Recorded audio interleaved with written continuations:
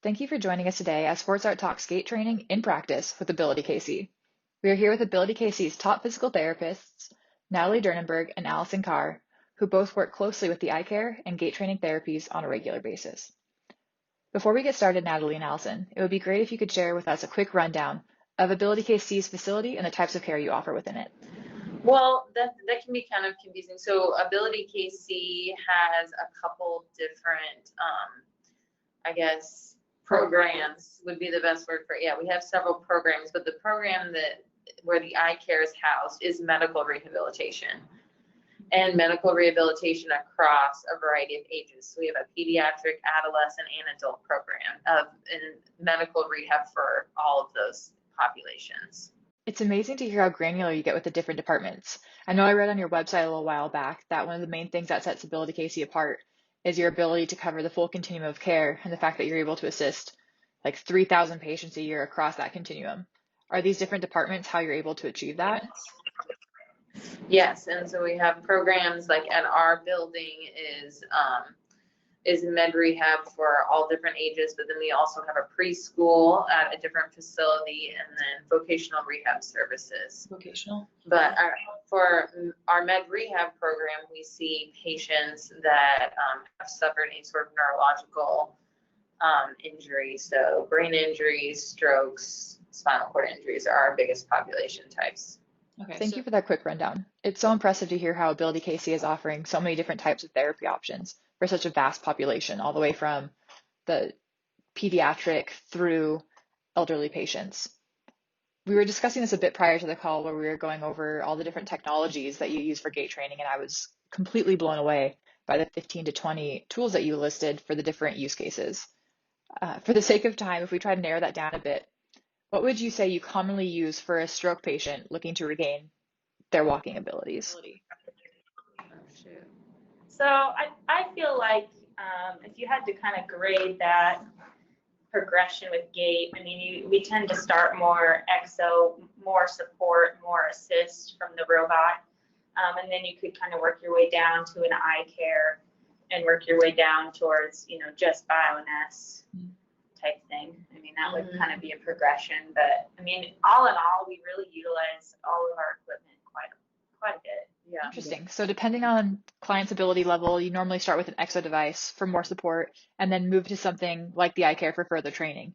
Is that typically to increase repetitions or because of patient strength? Can you elaborate a little bit on that? Yeah, I think that the ICARE can be used kind of on any of the continuum from the beginning to the end. It can be used because of the body weight support portion. Right. With the less weight that they're having to move, it's going to be easier. Yeah. And if you have somebody that's dependent with walking, you can get them on the ICARE. Yeah, so the ICARE is nice because it's an option for really anyone, even at the beginning all the way to more someone that's like close to discharge. I think it just depends what other things like they can do versus what they can't when it comes to like weight restrictions, maybe range of motion restrictions, weight bearing restrictions. So even just upright tolerance too. Yeah, being able to be nice. in standing. The ICARE is nice though that it's a easier setup, so you can quickly get the person set up with just one person. You don't necessarily have to have several people assisting the setup.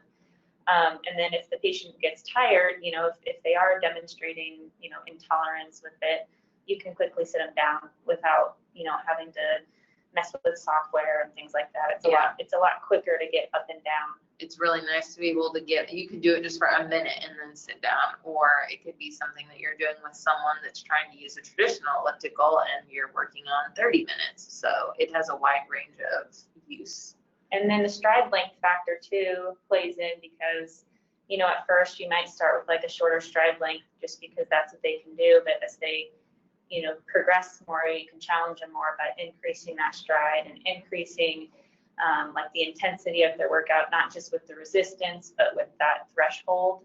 What do they call it? Assisted stride threshold. Yeah. That you can adjust that assisted stride to, give them a new goal to reach. So you mentioned ease of use and getting patients up and down from the machine easily. I would love to hear a little bit more about that user experience with patients. Like, how long does it normally take for you to get somebody set up with the unit? Oh, it could be a minute. I mean, if It depends on the person. Yeah. I mean, if you're not using body weight support, you can get someone on it in less than a minute. If you're using the body weight support, what would you say? part of it depends on, like, a lot of the patients I get in there, like, might have like bradykinesia. So that's something that I use it for a lot, is to get them to increase their speed. To move faster. And kind of cadence. And so with them, obviously, it just takes longer for anything. But I mean, I think that typically you could get it done in under 5 minutes of setup. Yeah. With a longer time would be 10 minutes. I would say 10 minutes. And I was max. going to say, in exo, if you're being like the exoskeleton systems that we have, those typically take closer to 10 minutes 10 to minutes get set up. And so if you're like comparing it to another like body weight support device, like the light gait, or can take close to 10 minutes as well. Yeah. I feel like it's quicker than those if you're looking for a comparison. Well, yeah, I think one of the main things, like when you were talking about like progressing a stroke patient, like one of the main things that the ICARE is really beneficial for is like practicing someone weight shifting to their weak side. Mm-hmm. And the ICARE really, really, really helps with like forcing weight on that weak side, which is usually a struggle for people on all spectrums of a stroke patient. Like no matter how high level you are, low level you are, that's typically an issue, is shifting and putting weight through their weak side. It's one of the things that like an exo helps with, but it's also one of the things the ICARE helps with. And I think the ICARE can be almost, it does it for them, but it's also, I don't know. I almost see more carryover because it is a little more challenging. I don't know how to. Yeah, it's pretty crazy that you're able to see results fairly quickly once people start working on the ICARE by having them work on their weight shifting and their balance. You see the training carry over quickly into traditional overground walking. Yeah, even like right when they get off of it, you can usually tell a difference between walking onto the ICARE and then walking off of the ICARE. Yep. Wow, and that's different from like the exoskeleton, where you don't. Well, it's just like it's as beneficial. Like if some people are like, oh, is the ICARE as beneficial as the exo? Well, no, we see the same. I would say the same benefit, but it's just where that patient who's more appropriate for what. Yeah. Like some people may not tolerate the exo or they may not fit into it, but the ICARE, we see similar benefits. It's a little bit, would not say yeah, similar. A broader spectrum to some. Yeah, it's a little bit more adaptable. Just because you have lots of different sizes of harnesses, and I mean, it's not like, some of the other exoskeletons, they're a fixed length of the leg. So if someone's too tall or too wide, like it's just not going to fit them. It's not going to fit them. But since you don't have those robotic components, strapped to the person's legs, that gives you more freedom and adaptability with use. And it also allows the therapist to provide tactile cues, like you can facilitate the weight shift with the hips, you can facilitate knee extension, things like that. Like you can use your hands with it as opposed to just letting it the go. Machine do it. Yep. Yeah, kind of get in and help them realize kind of what they need to do or where to put pressure. Mm-hmm. Wow. Yep. Wow, it's crazy. It's so interesting. I know in the early stages of gait training, especially when it first came out, and even today, the traditional method was putting somebody on a treadmill with body weight support system and then manually moving their legs to get that step in, which was extremely taxing from a clinician standpoint with a lot of manual labor. Out of curiosity, how has that changed from a clinician standpoint with the utilization of tools like the ICARE? I would say it's, you don't have to worry so much about therapist fatigue. Mm-hmm. Like to a certain extent, like, we can walk with people on a body weight support, but we're still having to lift the leg every single step.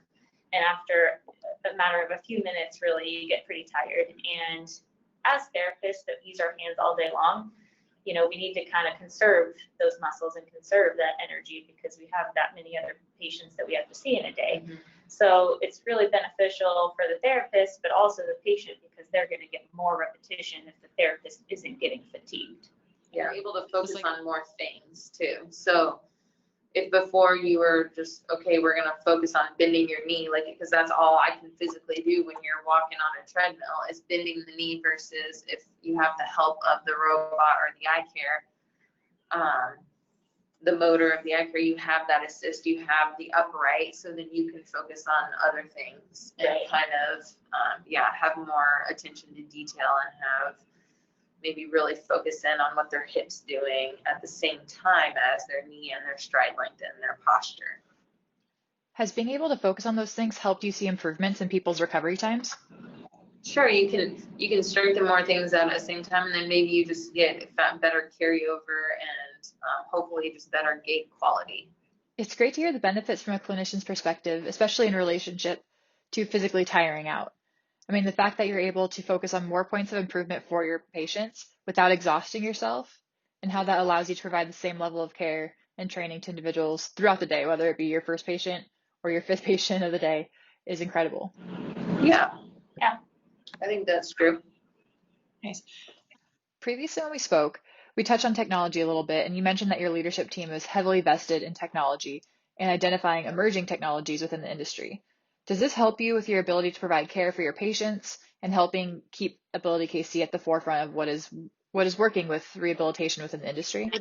Yeah, I think they like to be one step ahead in the game and try to be innovative as much as possible. We're very, like, one of our values is innovation of technology, and I think that's something that they really put at a forefront for us as something that's important, and to make sure all of the staff is like looking one step ahead on like how to be the best and how to be looking forward and how we treat our patients, but at the same time respecting traditions and respecting the value of like knowing your stuff and knowing the basics, I guess. Yeah. Does that make sense? Like the fundamentals. So still being experts at what you do, but then finding technologies to be able to just help you use your knowledge more efficiently. Yes, for sure. Yeah, like we definitely value people with experience and people that have that really strong fundamental knowledge. Like we respect that, and we try and we learn from them, and we use them as people that we look to all the time for how to treat patients. But we also put technology as an important piece of our plan of care and treatment plans. So while you're looking for new technologies, are there specific characteristics you look for, things that can make a project more of a viable option to implement? I like that question. Yeah. I feel like the technology that we look for, because I will say that's like with, being a nonprofit, and when we get grants or funds, like how do we try and delegate where to use that money? Like I'm not in necessarily upper management to make those decisions, but what I see is that they want a device that can be used across like the biggest population as possible. Like they want it to be something that can be used on as many people and be beneficial to as many people as possible. Just so that we're using our money efficiently, not having something that's like super specific to one population or can only be used on, a small population of people, if that makes sense. We want it to be beneficial across the board. So like the ICARE, we have a therapist who works in our peds department that uses it on a 10-year-old, and then we have someone that's 85 that's using it too. So like that it can be used across that spectrum is really helpful. Yeah, that totally makes sense. And it fits with your mission statement where your focus is on the entire continuum of care. So it works for individuals at any point in their lifespan. Yeah, so it's not only across the lifespan, but then it can be used on someone who's trying to return to running marathons, as well as someone that's just trying to get up and walk household distances. It can be used across that spectrum too of abilities. That's amazing. So it's not only looking for the span of young to old, but also a wide range of rehabilitation needs and ability levels. Yeah, since we are outpatient, we're not a hospital where people stay here. We're an outpatient facility where people come in. We're going to get more of that variety. So we need devices that can help with that variety of patients. I've seen some gait training devices on the market that are, just incredibly expensive. Does cost factor into the decision-making process for new technologies? Oh yeah, it has to be. Cost is a huge factor. In any healthcare facility, but especially for a nonprofit like ourselves. We've been touching on this idea of the continuum of care and being able to offer as many different types of patients care as possible. We've touched on stroke patients within recovery. What other types of patients do you work with, and do they also use the ICARE? we see patients with really a wide variety of neurological injuries, and even not neurological injuries, but neuro tends to be the majority, I would say. So we see stroke and brain injury, but progressive neurological disorders as well, so Parkinson's, MS, ALS, all of that.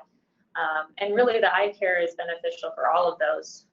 So yeah, So actually, I have someone with Parkinson's would be really appropriate for the eye care. And a lot of times, like, yeah, people have diagnoses, but we talk about how we treat the symptoms, but like the eye care can be helpful. Like we talked about a stroke having like a weak side. It's helpful for that weight shift, but it also, Alison mentioned someone that moves slow, and it can help take bigger steps or get that cadence up. Mhm. We also see a lot of like ataxia or just discoordination of movement with the neurological population. And that seems to help a lot with that, just because it's the high repetition of movement, taking bigger steps, bigger strides, having that symmetrical cadence of weight shifting. That helps a lot. And the other thing I like about the ICARE is the proprioceptive feedback. So like when we walk over ground, we put foot down, but with the ICARE, you're getting floor up, floor up, floor up. So you're getting constant proprioceptive input throughout the gait cycle that you don't always get with other devices. Yeah. So that's what's nice when you're working with that ataxic patient, or even that bradykinetic patient, is that you're getting more proprioceptive feedback than what you get with a lot of other devices. Where you're just flying through the air. Right. Like it translates to actual steps better. Yeah. They can carry over that skill a lot better than. Interesting. Yeah. It has been great talking to you two today. I'm officially out of questions for you, but in the time that we have left, would you like to share anything that we didn't cover or anything you want people to know about the ICARE? No, I mean, I think that we were all I think the only thing to add would be all of the therapists have been pleasantly surprised how much they use it and how beneficial that it's been for patients, and how much patients like it. A lot of times you have pieces of equipment that a patient is not, they know it's beneficial, but they don't love using it. And patients really enjoy it, even though it's really hard. It's all people are surprised how much of a challenge it is for patients, but at the same time, they really like I've actually had a couple of patients want to know if they can get one at home. Yes, I don't know where they put that. I have no idea where they put it either, but they always are really excited and using it because they feel like it's helping them, and they feel like they actually, individuals that may not even be able to walk are able to use it and feel like they're running. I've had several incomplete spinal cords use it and feel like it's the first time that they were able to run again, even though it's not necessarily running, but it was the closest thing to that they actually felt like they could move fast. They were exercising like they used to before they had their injury. And so it was really motivating for them and really empowering for them to use something that made them feel a little bit more like normal. That's amazing. Yeah.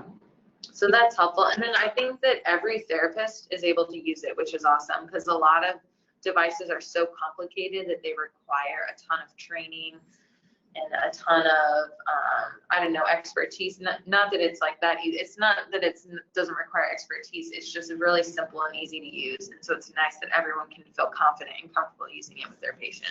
It's more user friendly, more direct, like the software and things like that. It's just kind of more direct, and it tells you what you need to know, and it doesn't overdo. Yeah, and it's safe. Yeah, it's safe for our patients and for us to use. So that's nice. We can be done right there. You got it down to some basic points: simple, safe, and easy to use. I am curious, though, about your clients' response and excitement to the ICARE. Do you think the fact that they may have used an elliptical in the past, or the running motion may feel similar to something they've done in the past, plays into that? Yeah, that's part of it.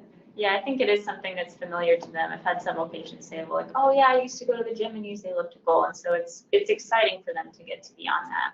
Something that they did before. Wow.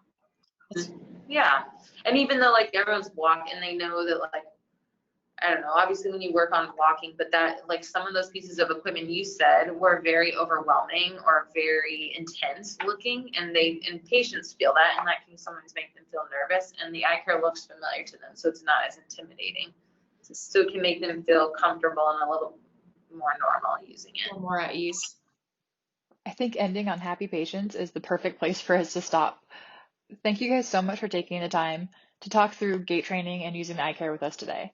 I truly appreciate it, and I know so many people listening are going to really get a lot of value out of what we covered. So thank you so much. No, yeah, thank you. We appreciate it. Awesome. Amazing. Okay. Cool. Thank you, Britt. All right. Have a great day. See ya. Bye.